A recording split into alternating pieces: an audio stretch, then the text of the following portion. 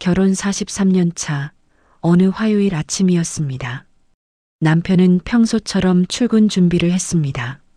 넥타이를 매고 구두를 신고 현관문을 열었죠. 하지만 그날 그는 돌아오지 않았습니다. 전화도 문자도 없었습니다. 마치 처음부터 없었던 사람처럼 그렇게 사라졌습니다. 62세의 나이에 저는 처음으로 혼자가 되었습니다. 제 이름은 김은숙입니다. 올해 62이고 두 딸의 어머니입니다. 남편과는 21살에 만나 23세 결혼했습니다. 1982년 봄이었죠. 요즘 젊은 분들이 보면 너무 어리지 않았냐고 물으실 수도 있겠지만 그땐 그게 보통이었습니다. 대학을 졸업하면 바로 결혼하던 시대였으니까요.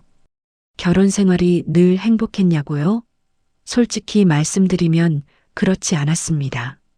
남편은 성실한 사람이었습니다. 회사를 43년간 다녔고 술을 마시거나 밤늦게 들어온 적도 거의 없었죠. 폭력도 외도도 없었습니다.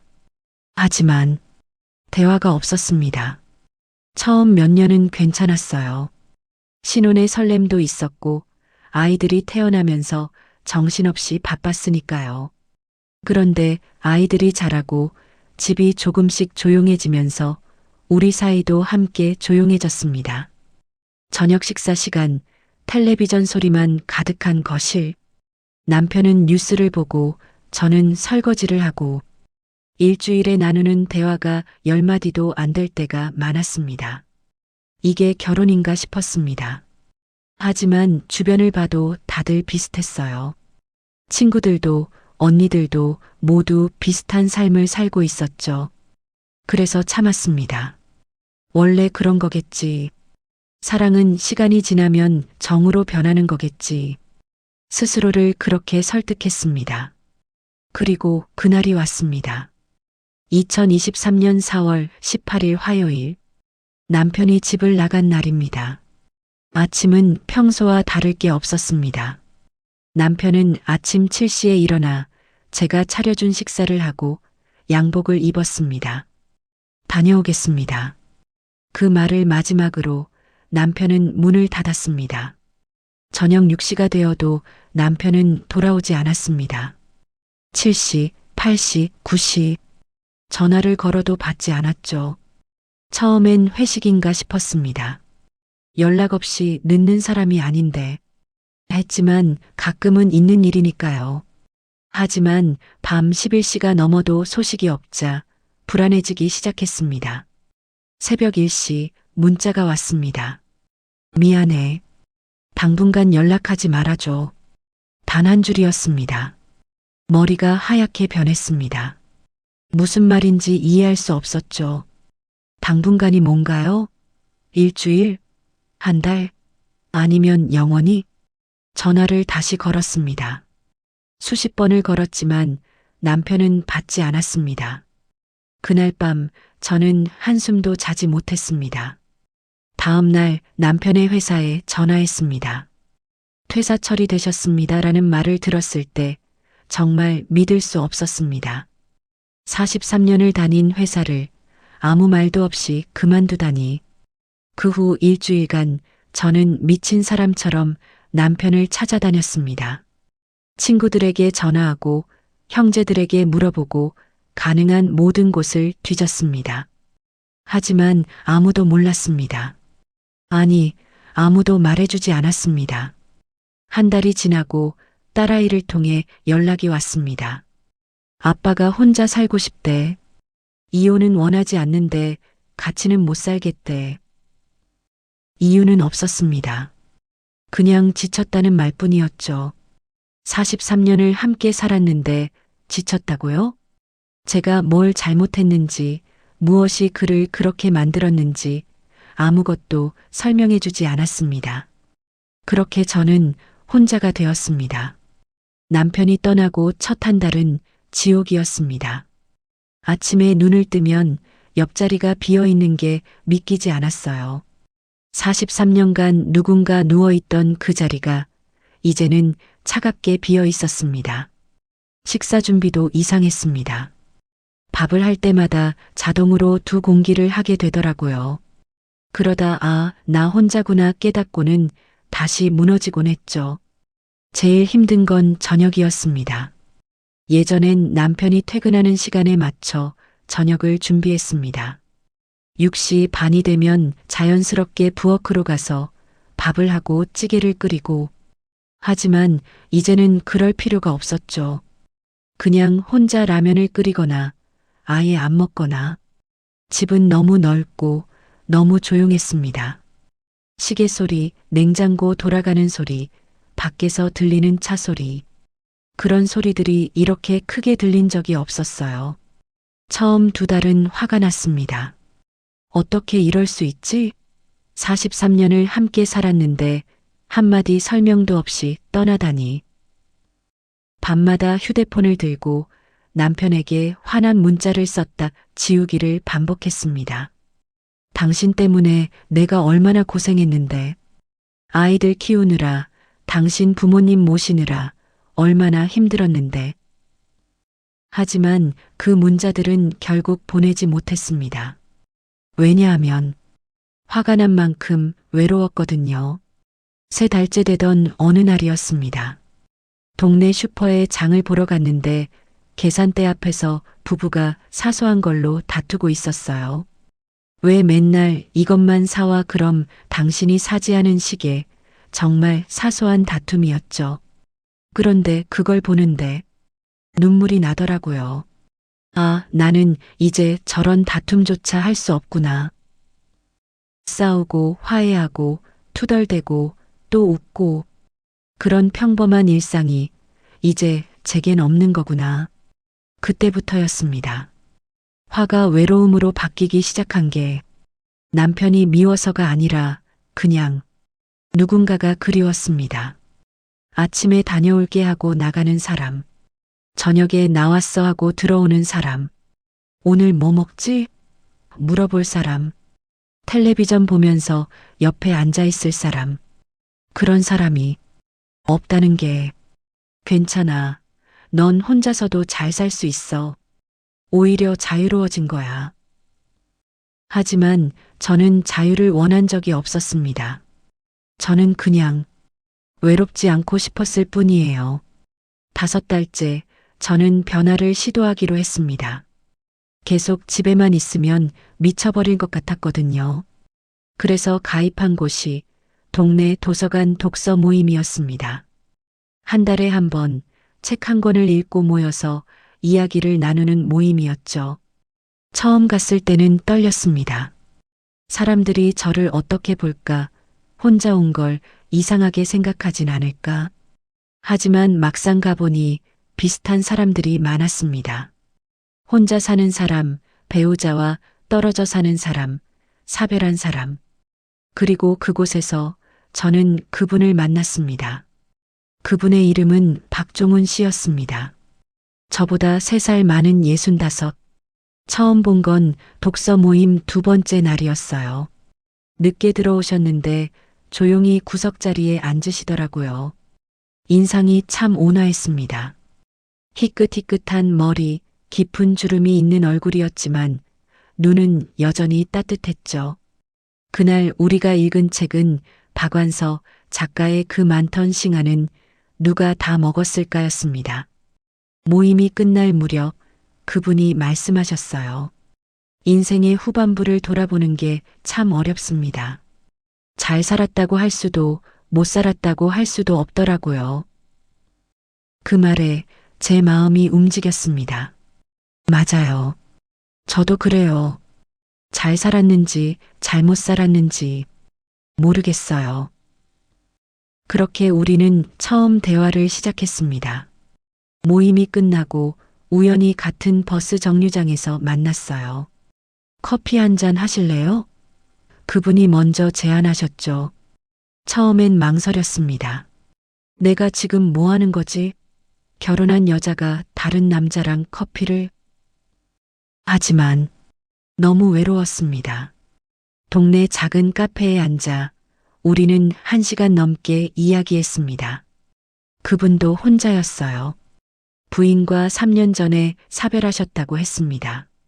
처음 1년은 정말 힘들었습니다. 아내 없는 삶을 상상해 본 적이 없었거든요. 그분의 이야기를 들으면서 제 마음이 조금씩 녹아내리는 걸 느꼈습니다. 이 사람은 나를 이해해. 그런 생각이 들었어요. 결혼 생활의 외로움, 혼자 남겨진 두려움, 나이 들어가는 것에 대한 불안. 그 모든 걸 이 사람은 알고 있었습니다. 그 후로 우리는 자주 만났습니다. 독서 모임이 끝나면 커피를 마시고 때로는 함께 산책을 했습니다. 처음엔 그저 친구처럼 지냈어요. 책 이야기, 자식 이야기, 인생 이야기. 하지만 시간이 지나면서 제 감정이 변하고 있다는 걸 알았습니다. 어느 날 그분이 말씀하셨어요. 은숙 씨, 저는 당신과 함께 있으면 편안합니다. 오랜만에 살아있다는 느낌이 듭니다. 그 말을 듣는 순간 눈물이 났습니다. 저도요. 저도 그래요. 예순이 넘어서 다시 누군가에게 그런 말을 듣게 될 줄 몰랐습니다. 하지만 동시에 두려웠습니다. 이게 사랑일까? 아니면 그냥 외로움일까? 60대의 사랑이란 게 있을까? 아니면 내가 착각하는 걸까?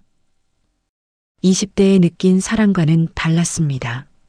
설레고 가슴 뛰고 밤새 생각하는 그런 사랑은 아니었어요. 대신 편안했습니다. 따뜻했습니다. 함께 있으면 외롭지 않았고 헤어지면 그리웠습니다.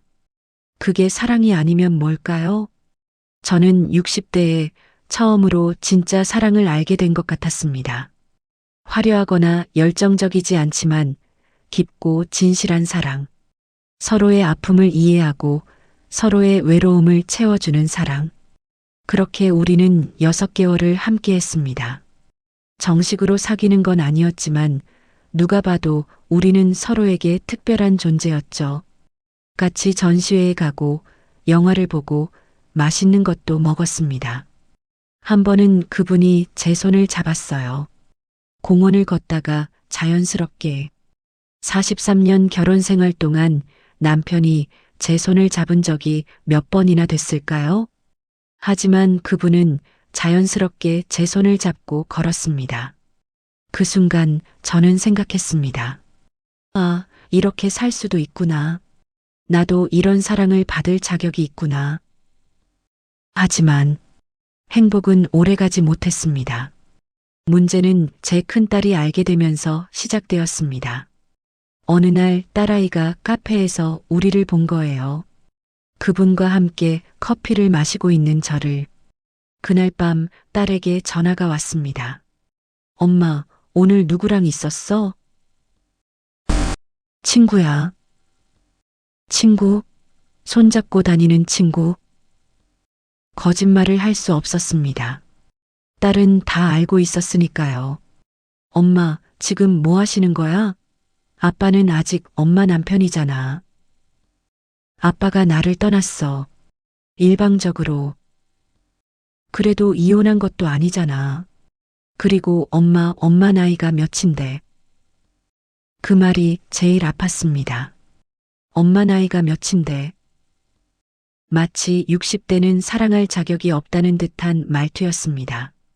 다음 날 작은 딸도 전화했습니다. 엄마, 언니한테 들었어. 정말이야? 응. 엄마, 나는 엄마 행복했으면 좋겠어. 진짜야. 근데 지금은 아닌 것 같아. 왜 안 돼? 아빠가 아직 살아계시잖아. 그리고 사람들이 뭐라고 할지 생각해 봤어? 동네에서 소문나면? 저는 소리쳤습니다. 사람들이 뭐라는 게 중요해? 엄마 인생인데 엄마가 행복한 게 중요한 거 아니야? 엄마, 우리도 생각해 줘야지.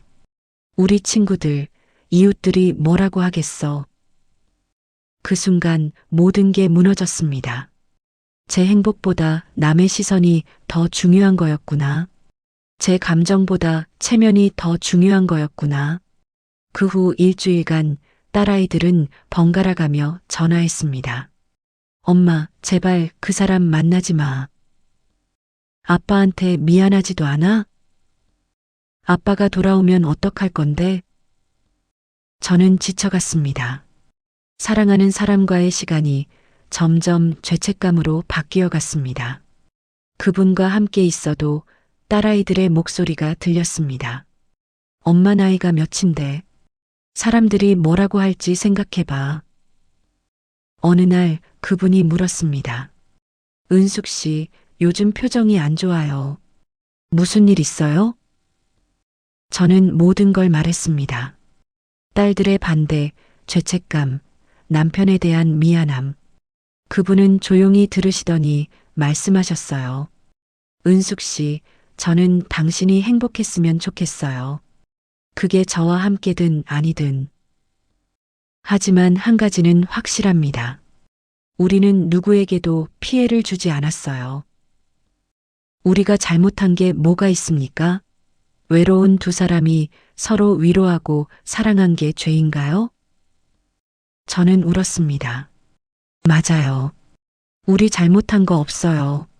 하지만 제 아이들이 힘들어해요. 제가 행복하면 아이들이 불행해지는 것 같아요. 그날 밤 저는 오래 생각했습니다. 무엇이 옳은 선택일까? 내 행복을 선택하면 자식들과의 관계가 틀어질까? 자식들을 선택하면 이 사랑을 포기해야 할까? 그리고 저는 결정했습니다. 일주일 후 저는 그분을 만났습니다. 카페가 아닌 공원 벤치에서였습니다. 제 결정을 말씀드리기 위해서였죠.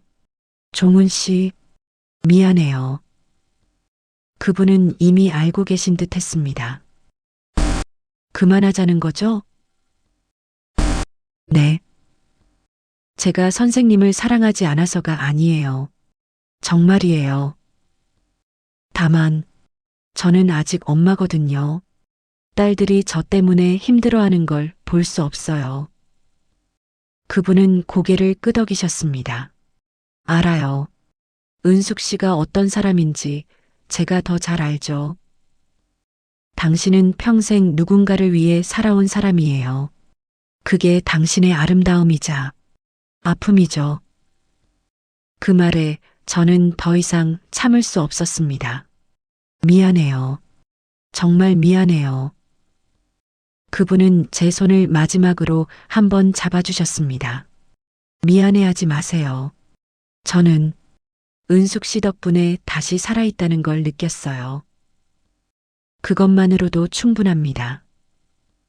우리는 그렇게 헤어졌습니다. 돌아보지 않았습니다.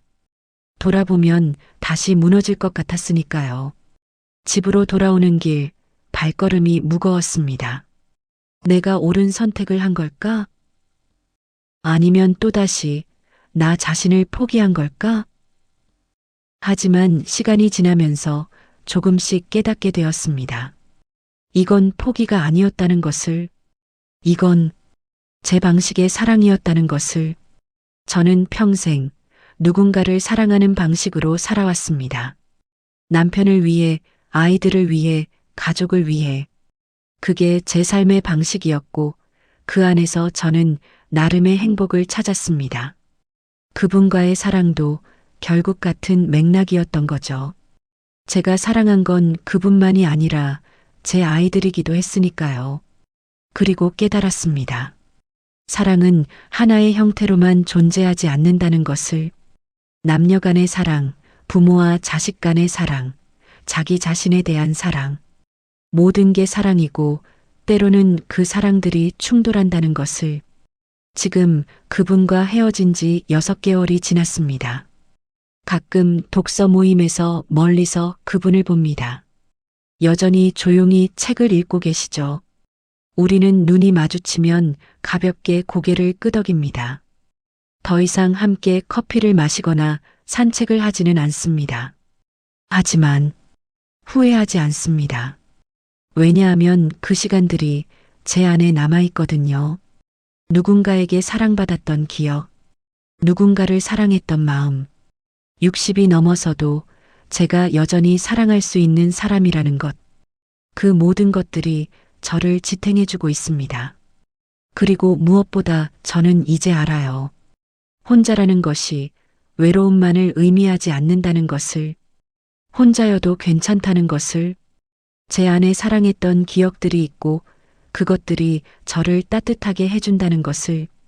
남편은 아직도 돌아오지 않았습니다.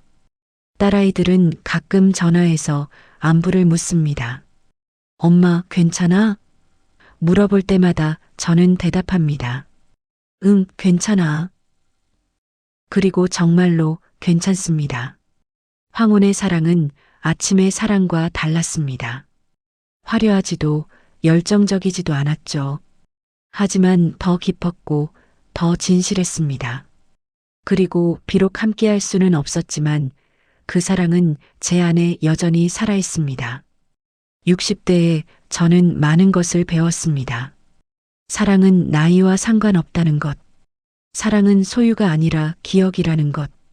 그리고 가장 중요한 것은 나 자신을 사랑하는 법을 배웠다는 것입니다. 지금 이 이야기를 듣고 계신 분들께 말씀드리고 싶습니다. 당신이 몇 살이든 어떤 상황에 있든 사랑할 자격이 있다는 것을, 그리고 때로는 사랑을 놓아주는 것도 사랑의 한 형태라는 것을. 중요한 건 그 과정에서 자기 자신을 잃지 않는 것입니다. 황혼의 이별은 끝이 아니었습니다. 그것은 새로운 시작이었습니다. 혼자이지만 외롭지 않은, 나를 사랑하는 법을 배운 그런 시작이었습니다. 오늘 밤 창밖을 보니 노을이 아름답습니다. 황혼은 하루의 끝이지만 동시에 가장 아름다운 시간이기도 하죠. 제 인생도 그렇습니다.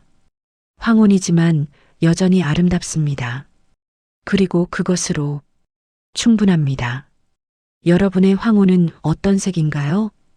오늘 이야기가 누군가에게 작은 위로가 되었기를 바랍니다. 구독과 좋아요는 큰 힘이 됩니다.